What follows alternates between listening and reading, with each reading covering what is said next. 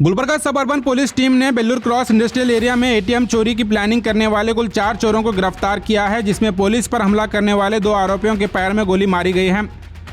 ये वही लुटेरे हैं जिन्होंने 9 अप्रैल को शहर के पुजारी चौक पर एसबीआई एटीएम के सीसीटीवी कैमरा पर ब्लैक स्प्रे मारकर गैस कटर के जरिए एटीएम को काट 18 लाख लूटकर फरार हुए थे।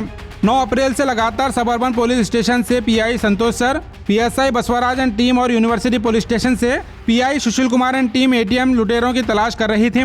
कल रात पुलिस राउंडिंग के दौरान बेल्लूर क्रॉस पर दिल्ली की एक i20 कार देखी गई, जिसमें 4 लुटेरे फिर से एक एटीएम को लूटने की प्लानिंग कर रहे थे। सब अर्बन पुलिस स्टेशन से पीएसआई बसवराज के साथ राजू, फेरोज और Manjunath police team Bellur cross पर लुटेरों को पकड़ने पहुंची तो वो भागने लगे। फिर 4 में से 2 आरोपियों ने पुलिस पर हमला किया। अपने बचाव में पीएसआई बसवराज ने 2 आरोपियों के पैर में गोली मार उन्हें गिरफ्तार किया है। कुल 4 आरोपी गिरफ्तार हुए हैं, जिसमें गोली लगने वाले आरोपी तस्लीम और शरीफ हैं, जो हरियाणा के रहने वाले थे, और 2 आरोपी में से एक हैदराबाद का रहने वाला आमिर और एक हरियाणा का रहने वाला शाहिद है। ये चारों आरोपी दिल्ली की i20 कार में फिर से एक बार एटीएम लूटने की प्लानिंग कर रहे थे। पैर में गोली लगने के बाद 2 आरोपियों को जिम्स ट्रॉमा केयर सेंटर में एडमिट किया गया है और जख्मी पुलिस ऑफिसर्स का भी हॉस्पिटल में इलाज चल रहा है।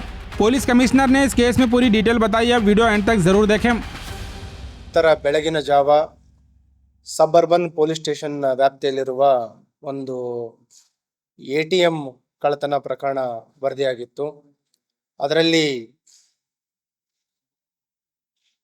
ಬೆಳಗಿನ ಜಾವ 2 ರಿಂದ 3 ಗಂಟೆ ಸುಮಾರಿಗೆ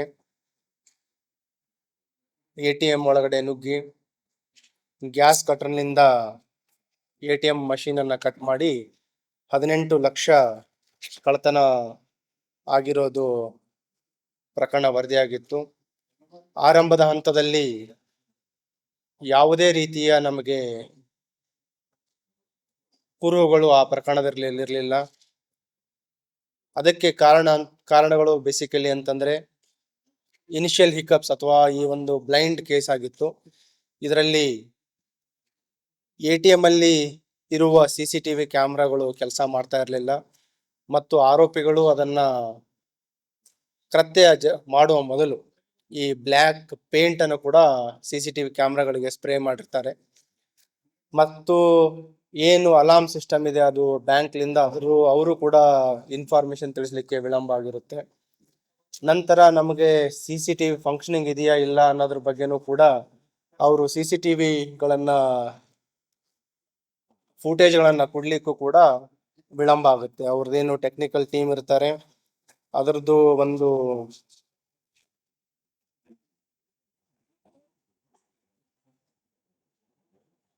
ಟೆಕ್ನಿಕಲ್ ಅಸಿಸ್ಟೆಂಟ್ ಬೇರೆ ಕಡೆಯಿಂದ ಬಂದು ಸಿಸಿಟಿವಿ ಫುಟೇಜ್ಗಳನ್ನ ಕೊಡ್ಬೇಕಾಗಿತ್ತು. ಅವರು ಬೆಳಗ್ಗೆ ಅಪ್ ಟು 10-10:30 ವರೆಗೂ ಕೊಡ್ಲಿಕ್ಕೆ ಆಗಲ್ಲ ಅಂತ ಹೇಳಿರ್ತಾರೆ. ಸೊ ಇನಿಷಿಯಲ್ ತುಂಬಾ ಹಿಕಪ್ಸ್ ಇರುತ್ತೆ, ಆ ಪ್ರಕರಣದಲ್ಲಿ ಅಡೆತಡೆಗಳಿರುತ್ತೆ. ಮತ್ತು ನಾವು DCP ರವರಗಳ ನೇತೃತ್ವದಲ್ಲಿ ಮತ್ತು ACP ರವರುಗಳ ನೇತೃತ್ವದಲ್ಲಿ 3-4 ವಿಶೇಷ ತಂಡಗಳನ್ನ ಮಾಡ್ತೀವಿ. ಏನು ಈ ಕೃತ್ಯ ಆಗುತ್ತೆ ಆ ಒಂದು ಹಿನ್ನೆಲೆಯಲ್ಲಿ ಎಲ್ಲಾ ಕಡೆಯಿಂದ ಮಲ್ಟಿಪಲ್ ಆಂಗಲ್ ಸಿಟಿ ಎಂಟ್ರಿ ಏನೇನ್ ಪಾಯಿಂಟ್ಸ್ ಇದೆ ನಮ್ದು, ಹುಮ್ನಾಬಾದ್ ಇರ್ಬೋದು, ಆಳಂದ್ ಇರ್ಬೋದು, ಅಫ್ಜಲ್ಪುರ್, ಸೇಡಂ, ಜೇವರ್ಗಿ, ನಾನಾ ರೀತಿ ಎಂಟ್ರಿ ಎಕ್ಸಿಟ್ ಪಾಯಿಂಟ್ಸ್ ಗಳಲ್ಲಿ ನಾವು CCTVಗಳ ಒಂದು ಪರಿಶೀಲನೆ ಮಾಡ್ತೀವಿ. ಮತ್ತು ಆ ಏನು ಘಟನೆ ಆಗಿದ್ದು ಕೂಡ ನಮಗೆ ಟೈಮಿಂಗ್ ಖಚಿತ ಇರಲಿಲ್ಲ, ಯಾವ ಟೈಮಲ್ಲಿ ಇನ್ಸಿಡೆಂಟ್ ಆಗಿದೆ ಅನ್ನೋದ್ರ ಬಗ್ಗೆ. ನಮಗೆ ವೈಜ್ಞಾನಿಕವಾಗಿ ಕೆಲವು ಸಾಕ್ಷ್ಯಗಳು ದೊರೆತಾದಾಗ ಒಂದು ಸಸ್ಪೆಕ್ಟ್ ವೆಹಿಕಲ್ಸ್ ಗಳನ್ನ ಜೀರೋ ಮಾಡ್ತೀವಿ. ಆ ಸಸ್ಪೆಕ್ಟ್ ವೆಹಿಕಲ್ ಪರಿಶೀಲನೆ ಮಾಡಿದಾಗ ನಮಗೆ ಒಂದು ವೈಟ್ ಕಲರ್ i20 ವೆಹಿಕಲ್ ಮತ್ತು ಇನ್ನೊಂದು ಇನಿಷಿಯಲ್ ಟೈಮ್ ಅಲ್ಲಿ ಒಂದು ಬ್ಲ್ಯಾಕ್ ಕ್ರೇಟಾ ಅನ್ನೋದ್ರ ಬಗ್ಗೆನೂ ಕೂಡ ಒಂದು ಸಸ್ಪೆಕ್ಟ್ ಆಗುತ್ತೆ. ಅದು ಹೆಚ್ಚಿನದಾಗಿ ಒಂದು ವಿಶೇಷ ತಂಡಗಳು ನಿರಂತರವಾಗಿ ಕಾರ್ಯಾಚರಣೆ ಮಾಡಿದ ಒಂದು ಹಿನ್ನೆಲೆಯಲ್ಲಿ ಬ್ಲ್ಯಾಕ್ ಕ್ರೇಟಾ ಬಗ್ಗೆ ಇಲ್ಲಿ ಇನ್ಸಿಡೆಂಟ್ ಕೃತ್ಯದಲ್ಲಿ ಭಾಗಿಯಾಗಿಲ್ಲ, ಒಂದು i20 ವೆಹಿಕಲ್ ಸಸ್ಪೆಕ್ಟೆಡ್ ಗೊತ್ತಾಗುತ್ತೆ. ಅದರ ಒಂದು ಮಾಹಿತಿಯನ್ನು ಕಲೆ ಹಾಕ್ತಾ ನಿಯರ್ಲಿ 70 to 75 ಪ್ಲೇಸಸ್ಗಳಲ್ಲಿ ನಮ್ಮ ತಂಡಗಳು ಕಲೆ ಹಾಕಿದಾಗ ಒಂದು ಕಡೆ ಈ ಏನು ಸಸ್ಪೆಕ್ಟ್ ವೆಹಿಕಲ್ ಇದೆ ವೈಟ್ i20 ಒಂದು DL ನಂಬರ್ ಪ್ಲೇಟ್ ಬಳಸಿ ಕೃತ್ಯ ಮಾಡಿರೋ ಬಗ್ಗೆ ಅನುಮಾನ ಖಚಿತ ಆಗುತ್ತೆ. ಆ ಹಿನ್ನೆಲೆಯಲ್ಲಿ ನಮ್ಮ ಅಧಿಕಾರಿ ಸಿಬ್ಬಂದಿ ಅವರಿಗೆ ನಾವು ಮಾಹಿತಿಯನ್ನು ನೀಡಿಸಿದ್ವಿ. ಯಾವುದೇ ಒಂದು ಈ ರೀತಿ I-20 white colour DL passing ಇರುವಂಥದ್ದು, ಇಲ್ಲಿ ಏನಾದರೂ ಮೂವ್ಮೆಂಟ್ ಇದ್ರೆ ಅಲರ್ಟ್ ಮಾಡಿ ಅಂತ ನಮ್ಮವ್ರಿಗೆಲ್ಲರಿಗೂ ಮಾಹಿತಿ ನೀಡಿರ್ತೀವಿ. ಈ ದಿನ ರಾತ್ರಿ ನಮ್ಮ ಗಸ್ತಲ್ಲಿರುವ ಸಿಬ್ಬಂದಿಯವರಿಗೆ ಒಂದು ಮಾಹಿತಿ ಬರುತ್ತೆ, ಒಂದು ಸಸ್ಪೆಕ್ಟ್ ವೆಹಿಕಲ್ ಅದರಲ್ಲಿ ಸಿಟಿ ಔಟ್ಸ್ಕರ್ಟ್ಸ್ ಅಲ್ಲಿರುವ ಒಂದು ಬೇಲೂರು ಕಡೆ ಇರುವ ಒಂದು ATM ಕಡೆ ಅದರ ಮೂವ್ಮೆಂಟ್ ಬಗ್ಗೆ ಮಾಹಿತಿ ಬರುತ್ತೆ. ತಕ್ಷಣ ACP ಸಬ್ಬರ್ಬನ್, police inspector ಸಬ್ಬರ್ಬನ್, police inspector university ಮತ್ತು PSI ಸಬ್ಬರ್ಬನ್ ಅವರೆಲ್ಲ, ಅದ್ರ ಜೊತೆಗೆ DCP ಕ್ರೈಮ್ ಅವರು ಕೂಡ ನಿನ್ನೆ ನೈಟ್ ರೌಂಡ್ಸ್ ಅಲ್ಲಿ ಇದ್ದರು. ಸೊ ಎಲ್ಲರೂ ಒಂದು ಇಮಿಡಿಯೇಟ್ ಕಾರ್ಯಪ್ರವೃತ್ತರಾಗ್ತಾರೆ. ಮತ್ತು ಈ ಏನು ಸಸ್ಪೆಕ್ಟ್ ವೆಹಿಕಲ್ಸ್ ಇದೆ ಅದು ಮೂವ್ಮೆಂಟ್ ಇಂಡಸ್ಟ್ರಿಯಲ್ ಏರಿಯಾ ಕಡೆ ಇರೋದ್ರ ಬಗ್ಗೆ ಮಾಹಿತಿ ಬಂದಾಗ ನಮ್ಮ ಅಧಿಕಾರಿಗಳು ಚೇಸ್ ಮಾಡ್ತಾರೆ. ಚೇಂಜ್ ಮಾಡಿ ಅವರು ಇಂಡಸ್ಟ್ರಿಯಲ್ ಏರಿಯಾ ಒಂದು ಲೆಫ್ಟ್ ಸೈಡ್ ಹೋಗಿ ಒಂದು ರೆಡ್ ರೋಡ್ದ ಒಂದು ಡೆಡ್ ಎಂಡಿಗೆ ಹೋದಾಗ ನಿಲ್ಲಿಸಿ, ಟೋಟಲ್ ಕಾರಲ್ಲಿ 4 ಜನ ಆರೋಪಿಗಳು ಇರ್ತಾರೆ. ಅದರಲ್ಲಿ 2 ಜನರು ಪೊಲೀಸರಿಗೆ ಸಹಕರಿಸ್ತಾರೆ, ಇನ್ನೂ 2 ಜನರು ಏನು ಅವ್ರ ಹತ್ರ ವೆಪನ್ ಇತ್ತು, ನೈಫ್, ಅದರಲ್ಲಿಂದ ಹಲ್ಲೆ ಮಾಡ್ತಾರೆ. ಪೊಲೀಸ್ ಟು ಸೆಲ್ಫ್ ಡಿಫೆನ್ಸ್ ಮತ್ತು ಆರೋಪಿಗಳನ್ನ ವಶಪಡಿಸ್ಕೊಳ್ಳಿಕ್ಕೋಸ್ಕರ ಫೈರ್ ಮಾಡಿದ್ದಾರೆ. ಅದರಲ್ಲಿ ಪೊಲೀಸ್ ಇನ್ಸ್ಪೆಕ್ಟರ್ ಸಂತೋಷ್ ತಟ್ಟೆಪಳ್ಳಿ ಅವರೊಬ್ಬರಿಗೆ ಆರೋಪಿಗೆ ಫೈರ್ ಮಾಡಿದ್ದಾರೆ. ಮತ್ತು ಬಸವರಾಜ್ ಸಬ್ ಇನ್ಸ್ಪೆಕ್ಟರ್ ಅವರು ಕೂಡ ಇನ್ನೊಬ್ಬ ಆರೋಪಿಗೆ ಫೈರ್ ಮಾಡಿದ್ದಾರೆ ಕಾಲಲ್ಲಿ. ಈ ಆರೋಪಿಗಳ ಹಲ್ಲೆಯಿಂದ ಸಬ್ ಇನ್ಸ್ಪೆಕ್ಟರ್ ಬಸವರಾಜ್ ಮತ್ತು 3 ಜನ ಕಾನ್ಸ್ಟೇಬಲ್ಸ್ ಅವರು ಗಾಯ ಆಗಿದ್ರು. ನಮ್ಮ ಗಾಯ ಆಗಿದ್ದ ಸಿಬ್ಬಂದಿಯವರು ಏನಿದ್ದಾರೆ, ಬಸವರಾಜ್ ಸಬ್ ಇನ್ಸ್ಪೆಕ್ಟರ್, ರಾಜು ಅಂತ ಮತ್ತು ಮಂಜುನಾಥ್ ಮತ್ತು ಫಿರೋಜ್ ಅಂತ 3 ಜನ ಕಾನ್ಸ್ಟೇಬಲ್ಸ್ ಗಾಯ ಆಗಿದ್ರು. ಮತ್ತು ಈ ಗಾಯಗೊಂಡಿರೋ ಆರೋಪಿಗಳು ತಸ್ಲೀಂ ಅಲಿಯಾಸ್ ತಸ್ಸಿ ಮತ್ತು ಇನ್ನೊಬ್ಬನು ಶರೀಫ್ ಅಂತ, ಇವರನ್ನು ಕೂಡ ಆಸ್ಪತ್ರೆಗೆ ಸಾಗಿಸಿ ಫಸ್ಟ್ ಏಡ್ ನೀಡಲಾಗಿದೆ. ಎಲ್ಲರೂ ಔಟ್ ಆಫ್ ಡೇಂಜರ್ ಇದ್ದಾರೆ.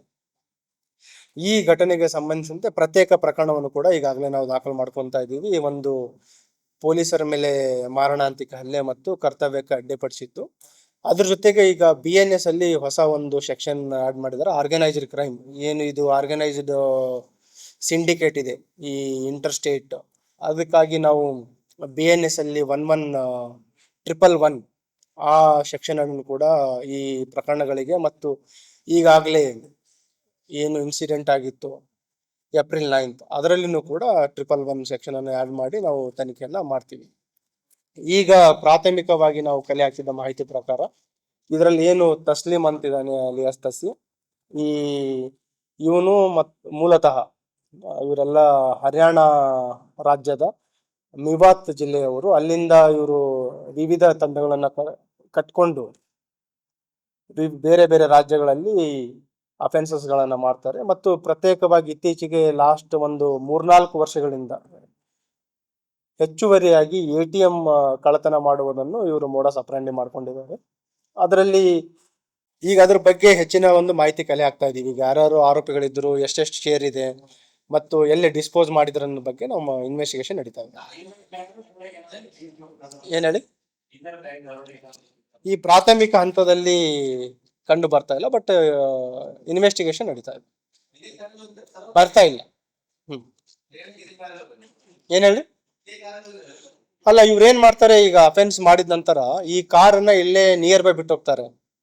ಈಗ ಇದು ಕಾರು ಇವರು ಹೈದರಾಬಾದ್ ಅಲ್ಲಿ ಬಿಟ್ಟು ಹೋಗಿದ್ರು, ಮತ್ತೆ ಹೈದರಾಬಾದ್ ತಗೊಂಡು ಅಫೆನ್ಸ್ ಮಾಡ್ಲಿಕ್ಕೆ ಬಂದಿರೋ ಬಗ್ಗೆ ಹೇಳಿದ್ದಾರೆ. ಇದರಲ್ಲಿ 4ನೇ ಆರೋಪಿ ಏನಿದ್ದಾನೆ ಅವನು ಹೈದರಾಬಾದ್ನವನು. 3 ಜನ ಮಿವಾತ್ನವ್ರು ಇದ್ದಾರೆ. ಮೊಹಮ್ಮದ್ ಅಮೀರ್ ಅಂತ ಏನು 4ನೇ ಆರೋಪಿ ಇದ್ದಾನೆ, ಅವನು ಮೂಲತಃ ಹೈದರಾಬಾದ್ ಅವನಿದ್ದಾನೆ. ಅವನ ಹತ್ರ ವೆಹಿಕಲ್ ಬಿಡ್ತಾರೆ. ಮೊಹಮ್ಮದ್ ಅಮೀರು ಮತ್ತು ಇವನೇನು ತಸ್ಲೀಂ ಇದ್ದಾನೆ, ಬೇರೆ ಒಂದು ಅಫೆನ್ಸ್ ಅಲ್ಲಿ ಜೈಲಲ್ಲಿ ಪರಿಚಯ ಆಗ್ತಾರೆ. ಸೊ ಆ ಒಂದು ಜೈಲಲ್ಲಿ ಪರಿಚಯ ಆದ ನೆಟ್ವರ್ಕ್ ಮೇಲೆ ಗ್ಯಾಂಗ್ ಕಟ್ಕೊಂಡು ಅಫೆನ್ಸ್ ಮಾಡ್ತಾ ಇದ್ದಾರೆ.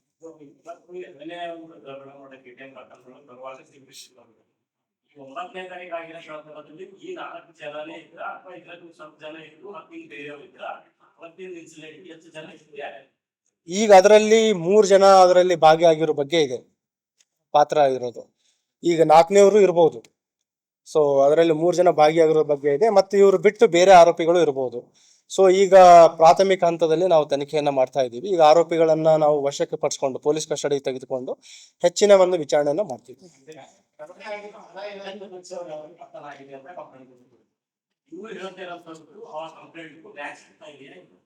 No it is too early to corroborate. ಈಗ ಆರೋಪಿಗಳನ್ನ ವಶಪಡಿಸಿಕೊಂಡು ಅವರು ಈಗ ಆಲ್ರೆಡಿ ಇಬ್ಬರು ಆಸ್ಪತ್ರೆಯಲ್ಲಿ ಚಿಕಿತ್ಸೆ ಪಡಿತಾ ಇದ್ದಾರೆ. ಇನ್ನೂ ಆರೋಪಿಗಳ ಒಂದು ವಿಚಾರಣೆ ನಡೀತಾ ಇದೆ. ಸೊ ಪೊಲೀಸ್ ಕಸ್ಟಡಿ ತೆಗೆದುಕೊಂಡು ಹೆಚ್ಚಿನ ವಿಚಾರಣೆ ಆದಾಗ ಮುಂದಿನ ಮಾಹಿತಿನ ತಮ್ಗೆ ನೀಡ್ತೀವಿ.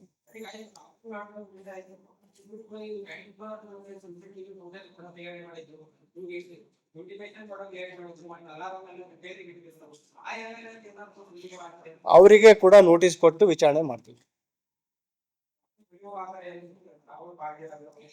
ಏನಾಗಿದೆ, ಅವತ್ತು CCTV ವರ್ಕ್ ಆಗಿಲ್ಲ. ಅರೌಂಡ್ 9:30 ಸ್ವಿಚ್ ಆಫ್ ಆಗಿದೆ already CCTV. It is a coincidence ಅಷ್ಟೇ. ಅದ್ರ ಬಗ್ಗೆ ಪರಿಶೀಲನೆ ಮಾಡಿದೀವಿ. ಮತ್ತೆ ಏನು ATM ಕ್ಯಾಶ್ ರೀಫಿಲ್ಲಿಂಗ್ ಏಜೆನ್ಸಿ ಇದ್ದಾರೆ, ಅವ್ರ ನೆಟ್ವರ್ಕ್ ಬಗ್ಗೆನೂ ಪರಿಶೀಲನೆ ಮಾಡಿತ್ತು. ಅದರಲ್ಲಿ ಯಾವುದು ಲೀಡ್ಸ್ ಇರಲಿಲ್ಲ. ಲಿಂಕ್ ಈ ಆರೋಪಿಗಳ ಜೊತೆ ATM ಕ್ಯಾಶ್ ರೀಫಿಲ್ಲಿಂಗ್ ಏಜೆನ್ಸಿ ಜೊತೆನೂ ಯಾವುದು ನೆಟ್ವರ್ಕ್ ಇಲ್ಲ. Okay, thank you.